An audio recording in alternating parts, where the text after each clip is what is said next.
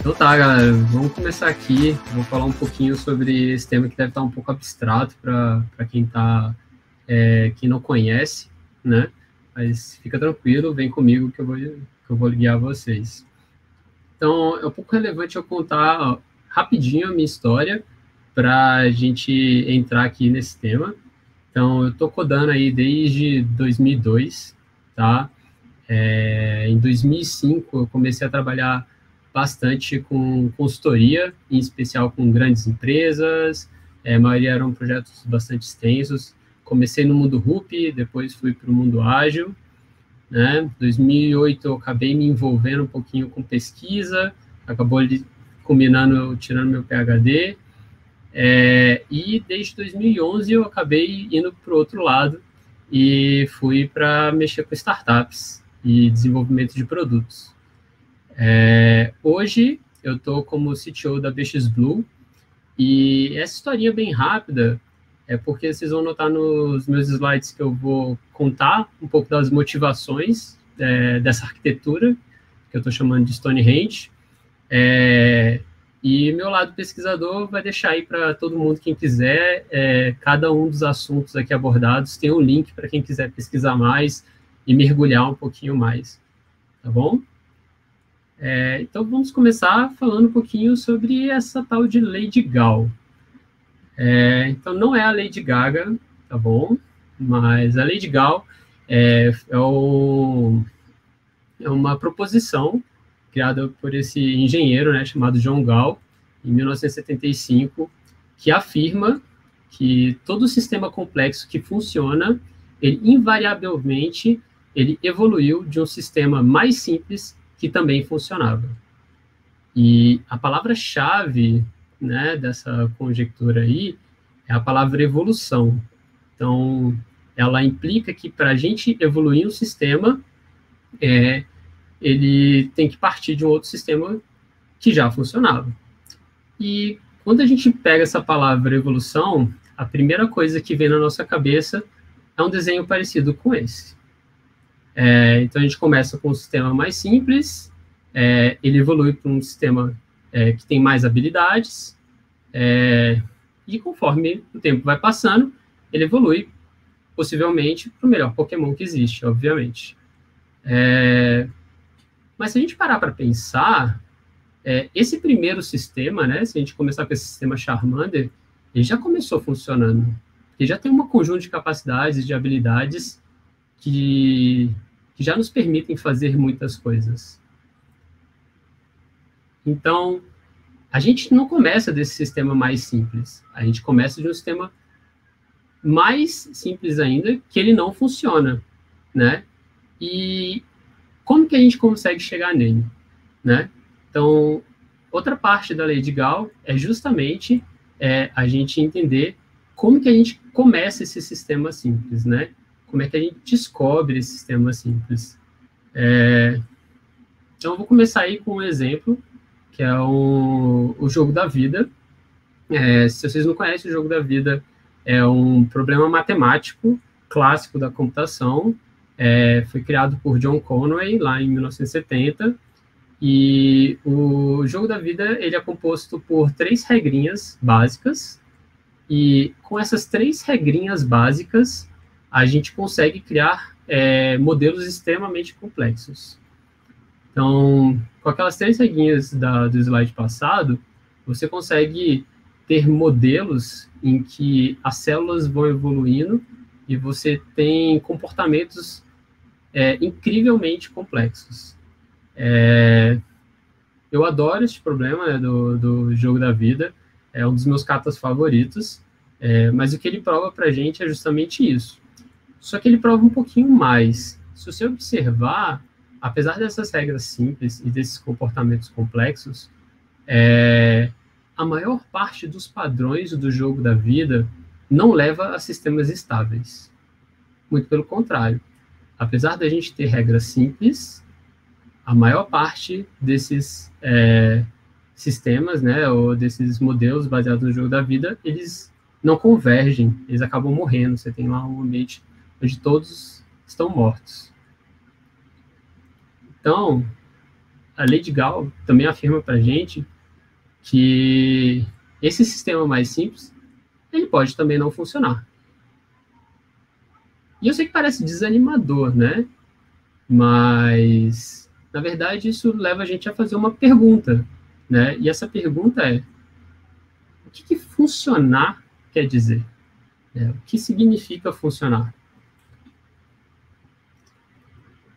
Então, funcionar no mundo de software, ele quer dizer entender o propósito, né, do nosso software, né? Entender para que ele serve.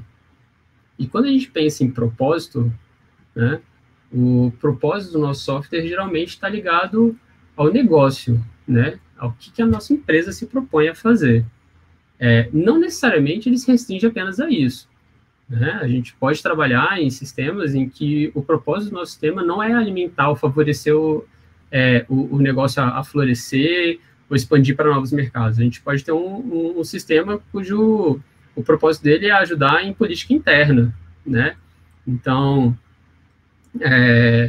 eu já trabalhei em projetos em que, apesar da gente estar tentando atingir um objetivo de negócio na consultoria, o projeto ele tinha como alvo favorecer alguma figura política que queria ganhar uma promoção, né? Ou pode ser para aprender alguma coisa, né? Você pode fazer um projeto, um software que é para aprender uma nova tecnologia, aprender sobre um novo tipo de usuário, aprender sobre alguma técnica. Então, entender esse propósito é importante para a gente saber a definição de que é um software, um sistema funcionar. E também entender quem que é o cliente, né, daquele nosso sistema.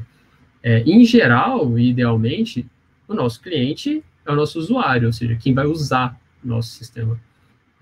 Mas tem muitos casos em que não, em que o nosso sistema, quem é o nosso cliente, ou seja, quem está pagando por ele, ou quem tem interesse que aquele sistema seja construído, pode ser quem está patrocinando, pode ser uma outra empresa, ou pode ser o time, que você está construindo para o seu time, né? Então, entender quem é o seu cliente também é importante para você definir, né, o que significa funcionar. E por que funcionar é importante, né? Para quem está acostumado com metodologias ágeis, vai ter a definição de pronto, que é uma definição muito mais técnica, né, do funcionamento de features, mas aqui a gente está falando do propósito do nosso software. Entender esse propósito vai ajudar a gente a definir qual que é aquele sistema mais simples que a gente pode construir. Porque, de acordo com a lei de Gauss, se a gente começar com um sistema complexo, a gente não tem volta. O sistema complexo, que começa já complexo, ele nunca consegue ser refatorado para funcionar novamente, obrigando a gente a voltar do começo e começar de algo mais simples. Então tá, vamos sair um pouco dessa abstração e vamos começar simples. Eu vou contar uma história aqui para vocês, e essa história começa com um monolito. É um tema um pouco polêmico, né, nos dias atuais, em especial quando a gente vê aí tantos monolitos sendo derrubados e desaparecendo da noite para o dia. Piadas à parte, o monolito que eu vou contar para vocês hoje é da empresa que eu trabalho atualmente, que é a BXBlue. E a BXBlue, lá no começo, 3 anos atrás, a gente começou sem nenhum sistema. A primeira versão do software era basicamente uma landing page no Unbounce que alimentava um Google Docs. Então, a gente nem tinha nenhum código que participava dessa interação. Com esse primeiro modelo de sistema nosso, que era o mais simples que a gente conseguiu construir, a gente conseguiu chegar aos 10 primeiras vendas, né, que a gente podia fazer lá no começo da nossa startup. Isso ressaltou para a gente que a gente chegou num ponto que a gente devia construir alguma coisa. E a solução mais simples que a gente podia fazer era construir um monolitinho. Então, a gente construiu um monolitinho Rails e plugamos ele naquele nosso Unbounce. O que ele fazia? Enquanto aquele nosso Unbounce, originalmente, ele apenas coletava a intenção do nosso usuário e mandava para o Google Docs, quem estava interessado em comprar o nosso produto, Com o Rails eu conseguia fazer algum pouco de processamento. Então eu conseguia lá fazer algumas contas e devolver, né, para aquele meu unbounce. Pois bem, com o tempo, esse Google Docs começou a ficar complexo demais para gerenciar. Né? A gente chegou lá, a gente tinha já mais de 50 clientes e para poder acompanhar eles e gerenciar estava complexo. Então a gente introduziu um CRM no meio do caminho. E aí esse CRM fez o papel da nossa base de dados. Mas conversando com esses clientes, fazer as contas para o negócio do nosso cliente ficou muito complexo. Então a gente pegou e começou a fazer as contas numa planilha. Aí você pergunta, por que vocês não fizeram no Rails? Porque a gente não tinha nenhuma certeza das contas que a gente estava fazendo. A gente não sabia se estavam certas, se estavam erradas. A gente estava aprendendo ainda. Então, antes da gente colocar elas dentro do Rails, a gente fez uma planilha. E a gente iterou essa planilha várias e várias vezes. Até chegar no modelo que a gente falou, tá bom, agora eu entendo bem como é que essa conta é feita. Então, eu posso agora trocar essa planilha pelo meu sistema Rails. E aí, a gente conseguiu persistir essa informação de uma forma mais digerível pelo nosso sistema. A gente optou por colocar numa base de dados MongoDB. Pois bem, deixa eu voltar aqui em cada um desses passos. O mais importante de cada um desses passos foi entender o que era o passo mais simples, ou seja, qual era o modelo de sistema mais simples para a gente, e o que era a definição de funcionar para a gente. Então, dando um pouquinho um passo para trás, explicando o que é a BXBlue. A BXBlue é hoje um marketplace de crédito consignado. A gente ajuda as pessoas a encontrar a opção mais barata de crédito no mercado. Mas quando a gente começou lá, aquela primeira landing page, a gente não tinha muito dessa direção. A gente sabia que a gente queria trabalhar com crédito consignado, mas a gente não entendia como é que era esse mercado. Então, aquele nosso primeiro teste era para a gente descobrir se as pessoas iam acreditar na gente.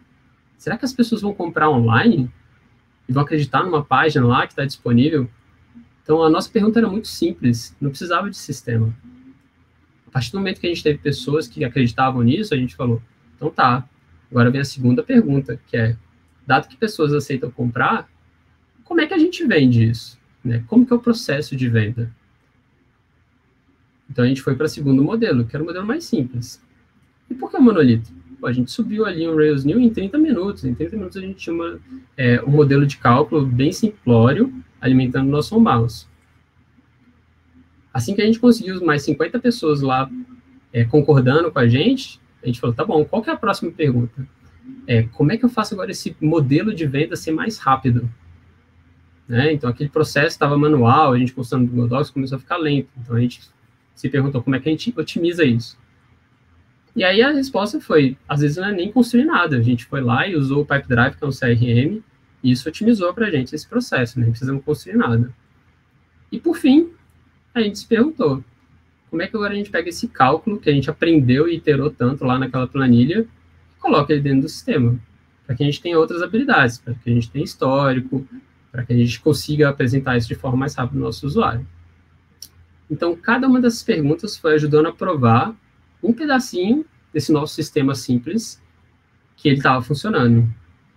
E, aos pouquinhos, deixando ele mais complexo. E aí a pergunta é, por que o monolito, né?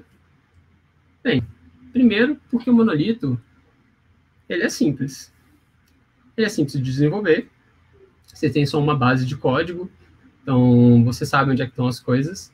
No caso, a gente optou por Rails, então, junto com você escolher um framework, você herda um conjunto de escolhas e de decisões que já ajudam ao todo o time de desenvolvimento acompanhar, né, aquelas decisões. Ele é simples de testar, tudo está lá no mesmo lugar, basta você dar um RSpec e rodar. Ele é simples de fazer o deploy, você tem apenas uma base de código, então você só precisa fazer o deploy dessa base de código. Ele é simples de fazer reuso. Se eu precisar de uma parte de código em outro pedaço, eu posso simplesmente reutilizar aquela classe ou aquele método. Né? Eu não tenho nenhuma infraestrutura mais complexa para estar utilizando. E, em teoria, ele seria simples de escalar. Basta você replicar suas máquinas. Claro que depende um pouco de como foi a sua arquitetura.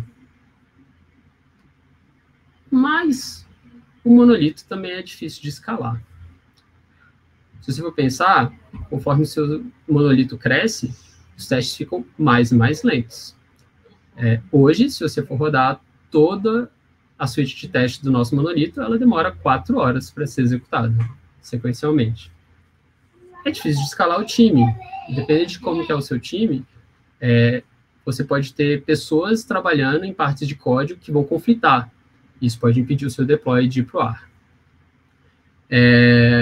E pode ser difícil de escalar seu deploy, porque no monolito ele pode demorar muito para você fazer um startup, né? E aí seu deploy vai demorar mais para ir para o ar. É mais difícil de você fazer mudanças na stack. Se você tiver que adicionar uma gema nova ou mudar uma gema que pode impactar em outro pedaço de código, você não tem essa liberdade, porque você está mexendo em partes de código desconexas.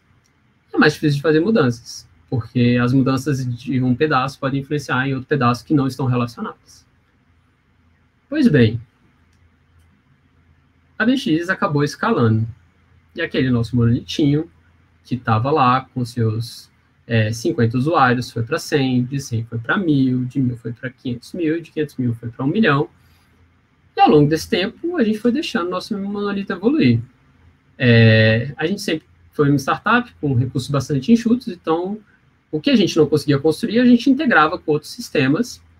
Então, ao final de 2 anos, a gente tinha aquele nosso monolito com mais de 15 integrações de sistemas externos que ajudavam a gente a fazer o nosso serviço. É óbvio que uma hora essa escala ia começar a cobrar do nosso monolito. Então, o que a gente fez? A gente deixou a nossa arquitetura, em determinado momento, assíncrona. Então, a gente botou o nosso monolito na frente e a gente colocou um conjunto de workers que fazia todo o nosso trabalho usando Sidekick no background, mas tudo dentro do mesmo monolito. Tenho muito orgulho de dizer que até o início do ano, a gente ainda rodava todo o nosso sistema servindo esses 1 milhão de usuários com apenas uma máquina, né? E hoje a gente roda em 2 máquinas. Então tá. Mas conforme a gente foi escalando, esse monolito foi tendo muitas e muitas responsabilidades. Então, as principais são responsabilidades técnicas tradicionais que você vai ter em todo o sistema, cuidar da jornada do usuário, parte de marketing, parte de landing pages, parte de tratamento de dados, parte de tratamento de eventos, parte de análise de dados. E tem um pedacinho ali que eu vou explicar um pouquinho mais para frente, que foi o grande motivador da gente mudar um pouco. Mas vale parar aqui e falar um pouquinho como é que a gente chegou nessa escala sem ter tantos problemas. E o principal foi como que a gente apoia esse monolito com um ferramental que auxilia a gente. Então, primeiro, testes. Então, no nosso teste, a gente usou o básico, né? Então, feijão com arroz do Rails, a spec, factory bot com uma boa cadeia aí de elementos que você pode reusar pelo código, VCR para testar as APIs externas, e principalmente o knapsack, que permitia que a gente quebrasse o nosso teste, né, em vários nós diferentes. Então, em vez de a gente rodar, né, os nossos testes em 4 horas, a gente roda ele em 25 minutos. Não é, né, super veloz, mas é muito mais rápido. Cuidar da nossa qualidade de código, então a gente tem que rodar sempre o Simple Coffee, garantir que a gente está com uma cobertura de teste alta e suficiente, né, um Robocop, um RIC, um Brakeman, para garantir que qualquer erro de sintaxe ou de padrão, ou mesmo um erro muito básico, ele não vai ter que subir para a sua equipe, e aí a gente pode manter a nossa revisão de código muito mais em questões arquiteturais e de melhoria de código, e não nas questões mais básicas. Na parte de CI e CD, a gente sempre usou o GitHub com Heroku, então o nosso deploy sempre foi muito simples, e para CI a gente usava o Layer CI, que além de ter uma infraestrutura bastante rápida, ele tem otimizações que permitem muito ganho de código. Então, trechos de código que não foram modificados, eles não precisam rodar de novo seus testes. Então, a gente tem muitas vezes que as nossas suítes de teste rodam em menos de 10 segundos por causa dessas otimizações. Então, aqueles 25 minutos que eu falei, eles se tornam muito menores por causa disso. E, por fim, garantir seu deploy. Então, tem um Sentry para você ver sempre que está tendo algum erro, você poder ir lá e ativar. Tem um New Relic e um Log Entries para você poder voltar e inspecionar quando você tiver algum evento acontecendo. Então, mesmo com o nosso monolito crescendo e ficando grande, a gente conseguia ainda ter uma manutenção, né, satisfatória em cima dele. Mas chega um momento que a gente quer complicar as coisas. Ou melhor, a gente precisa complicar as coisas. E aí veio a ideia do Stonehenge.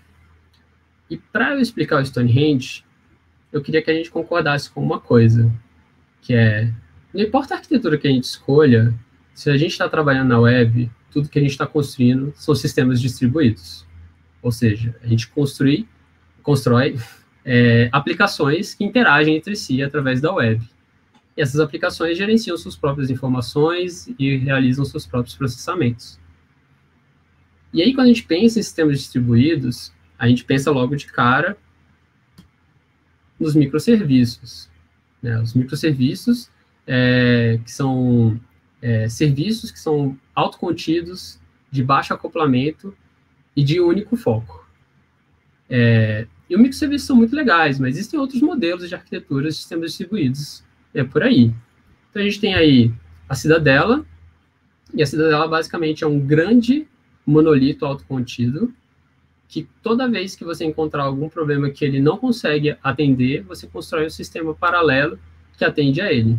Então, exemplos clássicos aí que a gente tem da Cidadela é o Basecamp, que é quem propôs, né, esse nome, essa nomenclatura. A gente tem o Shopify. E o exemplo de aplicação de Cidadela é o próprio Basecamp, dá esse exemplo no chat. Então, o Basecamp é um monolito Rails, mas para lidar com broadcast de chat, eles construíram uma aplicaçãozinha em C que recebe essas requisições e faz esse broadcast de forma muito mais eficiente. E um player novo no mercado é os macroserviços. Quem propôs esse termo foi o pessoal do Uber. Né? Quem não conhece a história do Uber, eles começaram com um monolito, migraram para microserviços, e esse ano começaram a falar que eles estão voltando agora, um pouquinho atrás, estão indo para os macroserviços. E a ideia dos macroserviços é relaxar um pouquinho o único foco dos microserviços. Então, eles estão permitindo que tenham serviços um pouco mais gordos, né? Ou melhor, um pouquinho mais relaxados, né, no seu foco. Então, eles podem ter mais de um propósito, né, esses macroserviços. Então, como é que isso se aplica na BXBlue? Então, se a gente olhar, a gente já era uma aplicação distribuída, né? Apesar de ser um monolito, a gente estava usando diversas outras aplicações em volta da gente. Cada uma delas responsável por fazer um pedacinho. Então, em vez de a gente olhar para a nossa aplicação como todas essas partes separadas, e a gente olhar como algo coeso, a gente vê que, na verdade, a gente fazia parte de um ecossistema de aplicações. E o que começou a chamar a atenção para a gente foi conforme a gente foi tendo a necessidade de novos contextos puxarem a nossa aplicação. Então, o primeiro contexto que apareceu foi no final do ano passado, quando uma área da nossa empresa começou a pedir um conjunto de features que claramente eram relacionados a fora do nosso contexto principal, né, que era o contexto das propostas para os nossos clientes. Então, a gente decidiu construir uma aplicação para atender aquela necessidade daquela área. No caso lá, era a nossa área de back-office. Então, a gente construiu uma aplicação para atender a nossa área de back-office e a nossa aplicação principal virou um cliente dessa nova aplicação. Então, as duas aplicações são independentes, elas atendem às suas necessidades de forma isolada, mas elas conversam entre si. E isso deu muito certo. Então, dessa primeira aplicação, obviamente, o que acontece é que isso começa a se espalhar.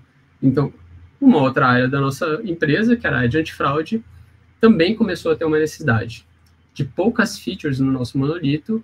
Eles começaram a evoluir para pedir um conjunto completo, né, um ciclo de vida de features. Então, a gente decidiu fazer uma aplicação para eles, voltada para eles. E hoje a gente tem um conjunto de mais aí de 6 aplicações que se interagem. Então, ontem alguém chamou de monolitos distribuídos, né? Então, o que a gente tem é isso, são monolitos distribuídos, mas a gente chama de Stonehenge. E a nossa definição de Stonehenge é essa, né? São aplicações simples, autossuficientes, orientadas a contexto e habilitadas por serviços. Para a gente, o Stonehenge ele é um passo um pouquinho além dos macroserviços, porque a gente foca em aplicações completas. E essas aplicações, elas têm que ser autossuficientes, ou seja, elas têm que funcionar por si só. Uma boa força para puxar um monolito, né, ou para puxar um dos monolitos do Stonehenge, é quando você tem uma entidade muito forte, né, que não está relacionada a outras entidades daquele seu monolito principal. Isso é um forte indício que você tem um ciclo de vida todo completo, que vale a pena você extrair. Ele funciona como um produto novo dentro da sua própria empresa. Isso que significa a gente ser orientado ao contexto, ou seja, o contexto inteiro daquela aplicação está autocontido, né? Ele não depende de contextos externos. Ela tem que ser habilitada a serviços, ou seja, ela tem que estar disponível para que outras aplicações usem elas através de serviços, e esses serviços têm suas interfaces bem definidas e bem mantidas. E por que Stonehenge ficou tão interessante para a gente, né? Por que a gente acabou caindo nessa estrutura?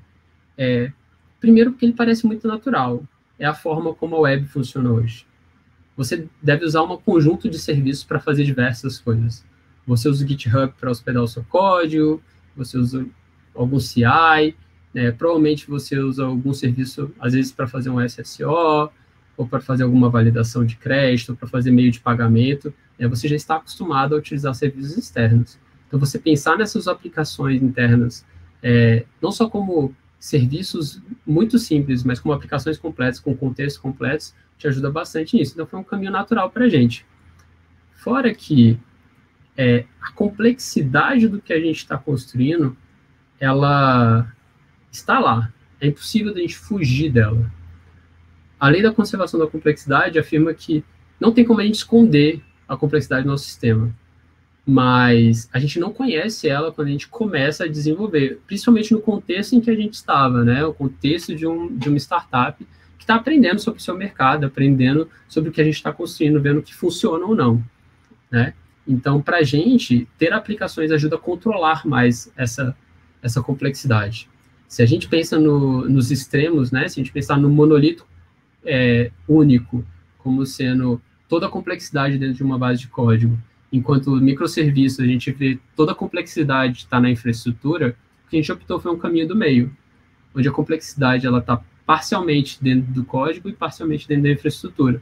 Então, é um jeito mais equilibrado da gente manter essa complexidade sob controle. Outro fator é que, para a gente, manter essa estrutura é muito mais barato. Se a gente pensar no código que a gente constrói, grande parte dele nem é utilizado. Escolha a métrica que você quiser, mas de 5% a 30% do que a gente constrói nunca nem é utilizado pelos nossos usuários.